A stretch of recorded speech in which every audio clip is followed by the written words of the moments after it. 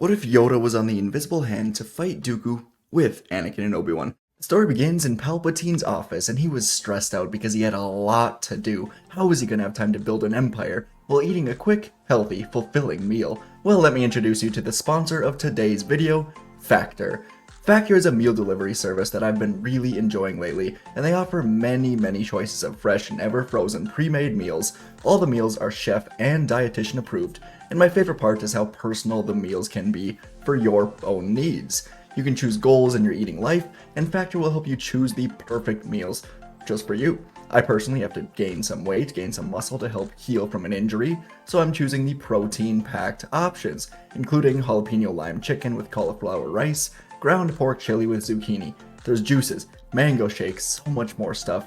I highly recommend going and checking out their site. You'll be very intrigued by what you see. Here's me eating some chicken and broccoli. It's great, I love it, it's quick, easy, pre-made. You can head to factor75.com or click the link below and use code SWGalaxy50 to get 50% off your first Factor box and 20% off your next month of orders. That's code SWGalaxy50 at factor75.com to get 50% off your first box, plus 20% off your next month of orders.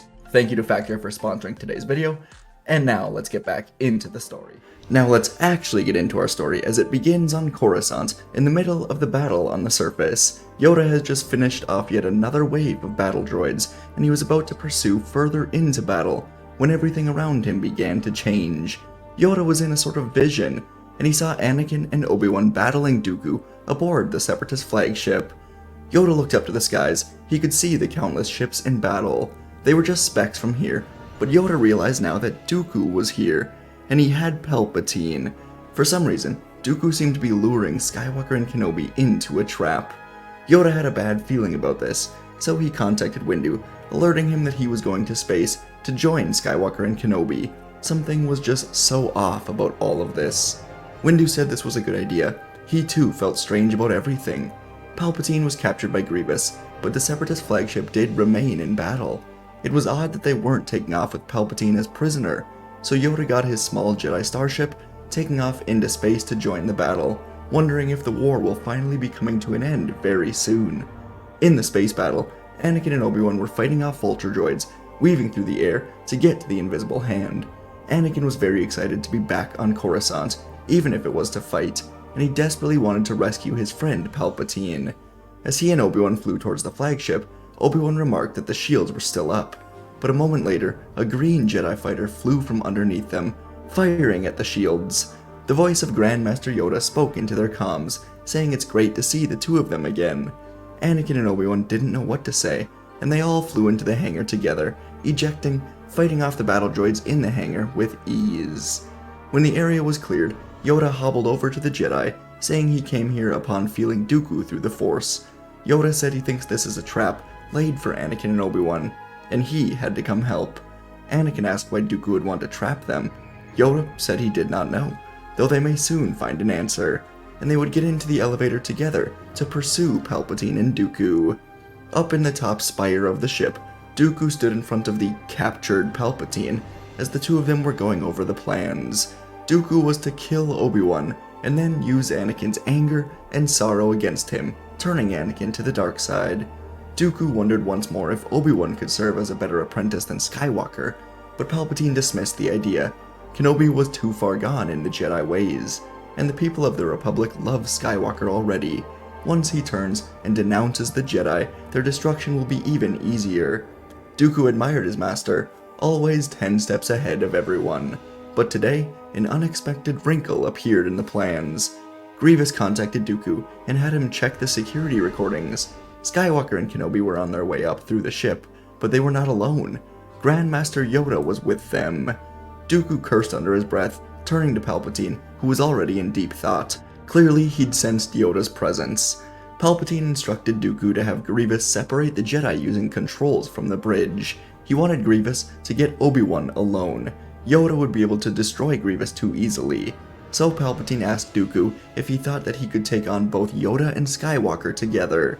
Dooku hesitated, saying Yoda nearly bested him on Geonosis at the start of the war, but he was stronger in the dark side now. Dooku did think he could beat Yoda alone, But Yoda and Skywalker? Well, that would be tough for anyone. So Dooku told his master he does not believe he can do it. Palpatine went back into deep thought. He had his lightsaber with him. Perhaps if Dooku and Sidious work together to kill Yoda, then Anakin will join them.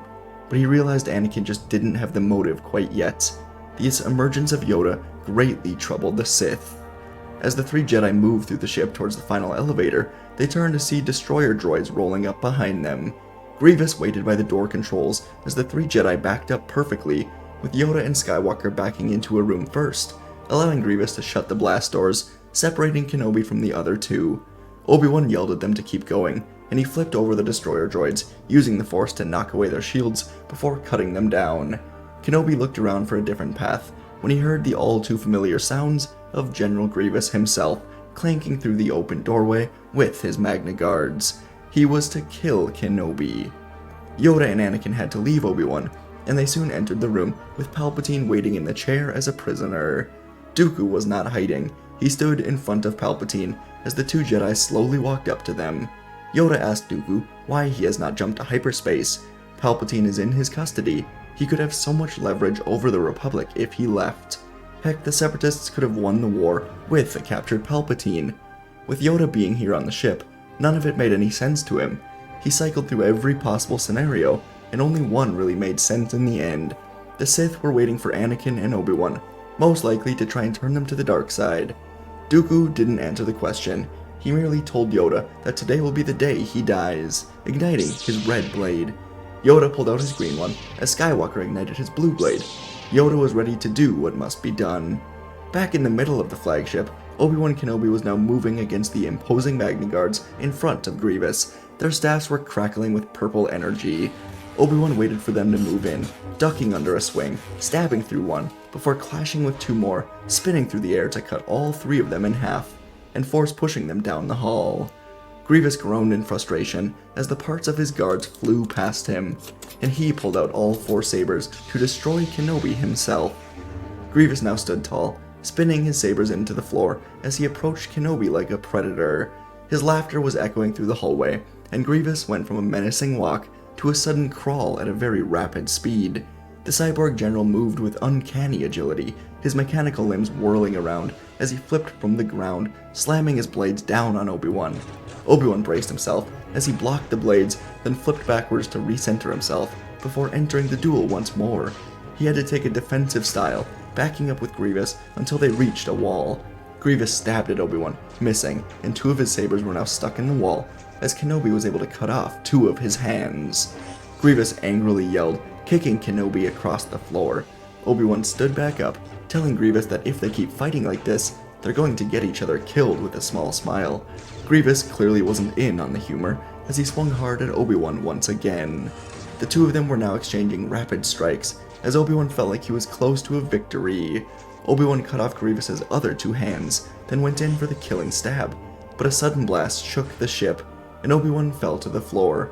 Grievous ran away like he always did, escaping back to the bridge, while Obi-Wan drove his blade into the blast doors, trying to get back to Yoda and Skywalker.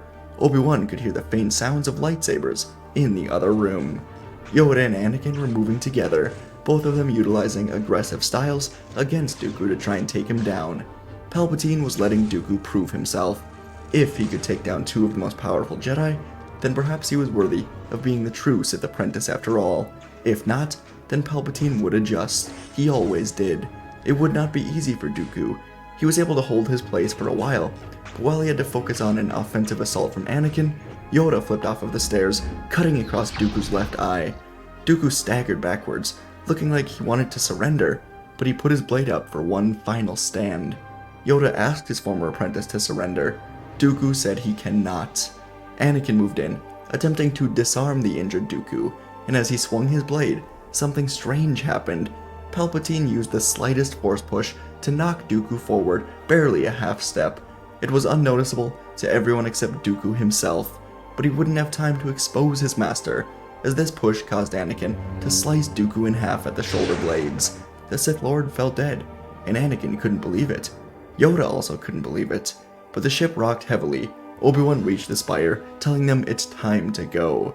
It wouldn't be easy, but the three Jedi would escape the ship with Palpatine. Windu would greet them at the bottom as Grievous escaped in an escape pod, and while Anakin went to the politicians, Yoda and Obi Wan went back to the temple with Windu when Yoda began to reveal his suspicions.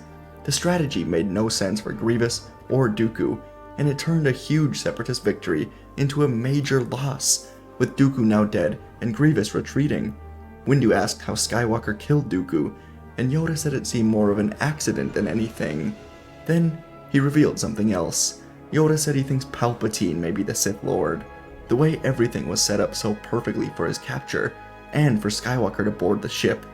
Yoda wondered if the intent was to bring Skywalker to the side of the Sith.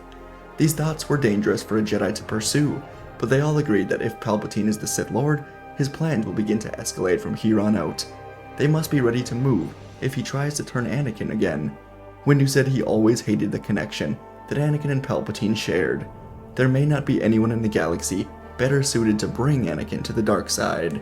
Yoda and Obi-Wan were both very concerned with all the possibilities from here, but they had to let some events play out. Time would go by, and Yoda would choose not to sleep that night. He wanted to meditate on his thoughts, search the threads of the Force to try and find a connection of some sort.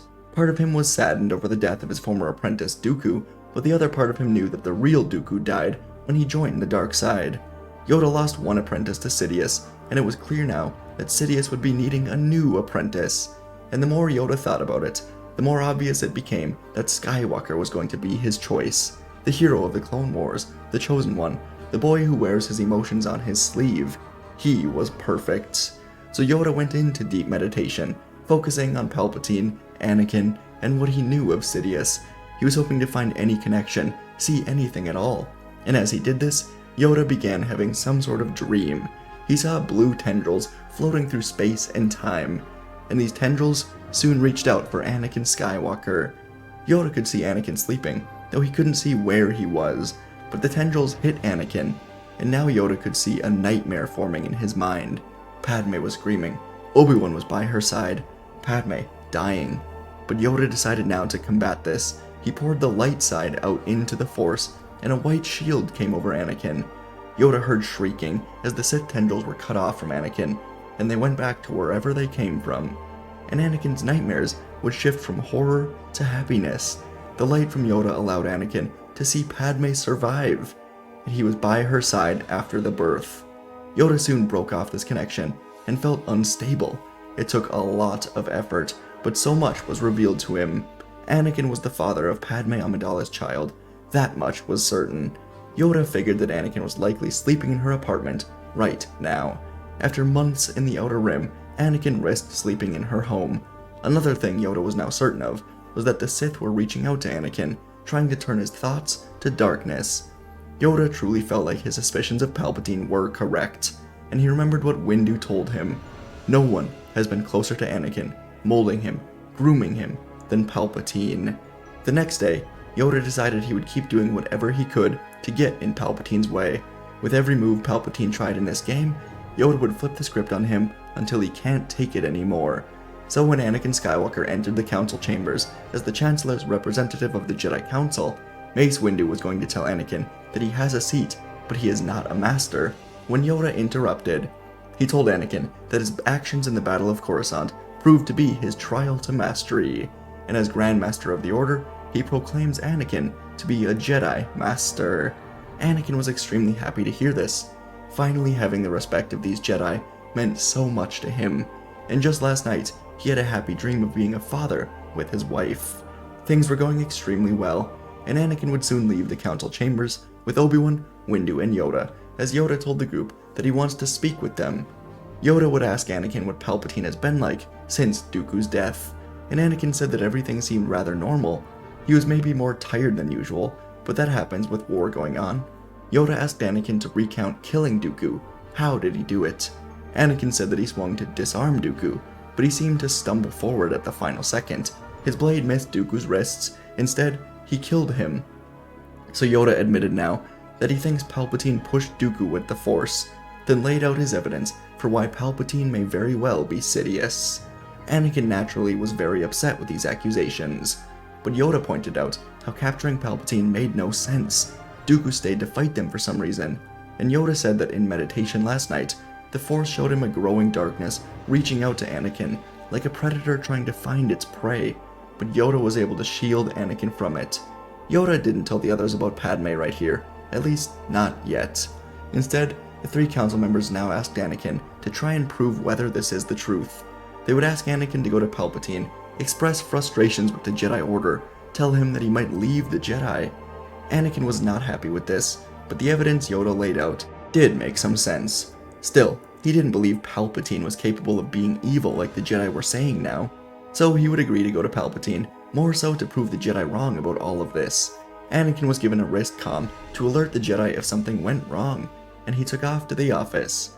Palpatine was sitting in his chair when he sensed Anakin's arrival. Over the past couple days, Yoda had been ruining everything.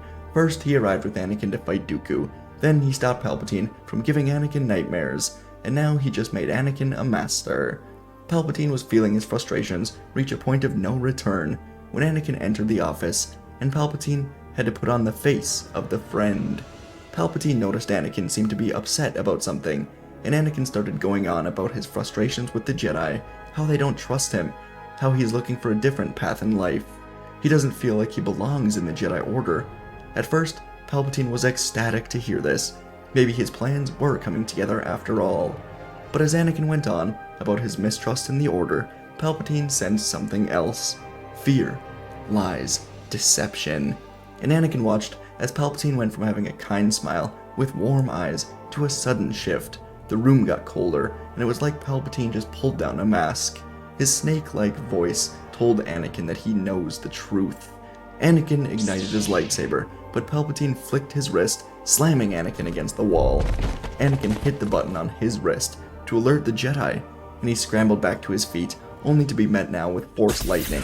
It burned into his body, as Palpatine said he would have made an excellent Sith. He stopped to tell Anakin he was a failure, and right as he was about to blast Anakin with more lightning, the window behind Palpatine was destroyed.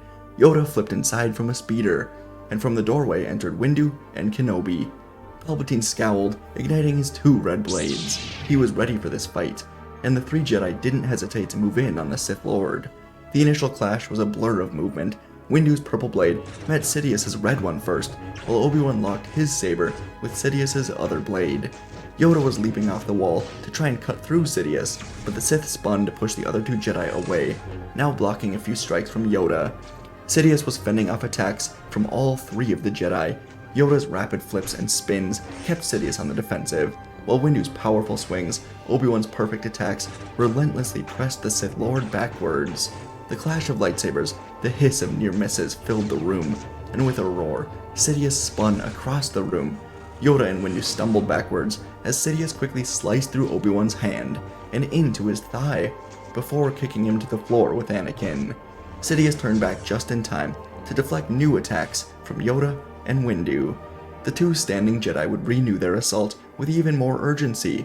Windu's quick strike was able to disarm Sidious of one blade, and Yoda swiftly moved in, severing the other blade in half.